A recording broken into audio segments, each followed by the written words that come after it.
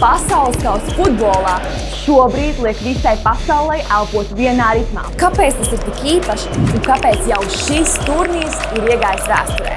Sāksim ar to, ka turnīru pirmo reizi rīko 3 valstis kopā – ASV, Kanāda un Meksika. Šogad kausa izcīņa ir iespaidīgāka nekā jebkad.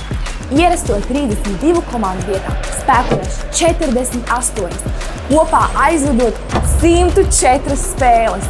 Viss šis futbola trakums notiek 16 stadionos, kuros ir vairāk nekā 1 miljonu sēdvietu. Pasaules kausa atklāšanu šogad skatījušies vairāk nekā 1 miljons cilvēku un tiek prognozēts, ka finālu vēros vairāk nekā 1,5 miljardi. Šogad ieviesti arī jauni noteikumi, lai mazinātu laika vilcināšanu un uzlabotu disciplīnu, kā arī paplašinātas video asistentu funkcijas un ieviestas pat obligātas ūdens pauzes.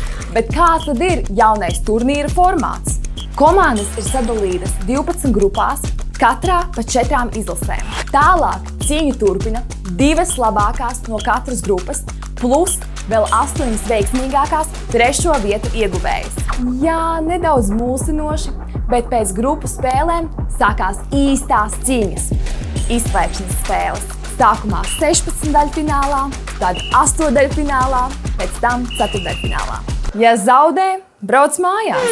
4 labākās komandas iekļūs pusfinālā, bet tikai 2 labākās komandas cīnīsies finālā par zelta trofeju. Starp citu, visvairāk titulu ir Brazīlijai – veseli 5. Kura komanda, tavuprāt, šogad iegūs kausu?